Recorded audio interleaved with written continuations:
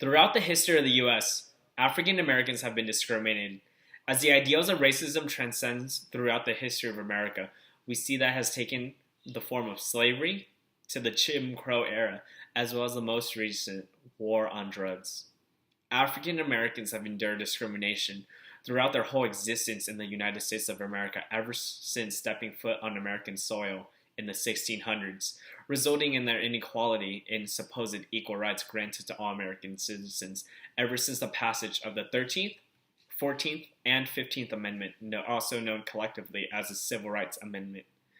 One lingering aspect of racism that we still see in our country today is within the unequal educational system. The issue of educational inequality has been a deeply rooted problem within American history that many do not care for or realize is still an ongoing problem today. Education in America is skewed in the favor of other races before black people. Due to the creations of ghettos per se, African Americans are given a disadvantage as seen in their school infrastructure. Inner city schools, such as schools in Compton, California, and Southside Chicago, Illinois, and Harlem, New York, face a disparity within funding. As seen in the graph, black people are more likely to attend high poverty schools. This is due to the passage of the Federal Housing Acts and the process of redlining in the 1940s, where African Americans were forced to live in a particular area. These particular areas were more ghetto-like, where funding for school were inferior to other suburban areas. This, along with our racist culture, has fostered the educational system we see today, a system where African Americans are given a disability in their education. As seen in the first graph, blacks in the graphs are seen to be almost 50% more than whites to attend a high poverty school.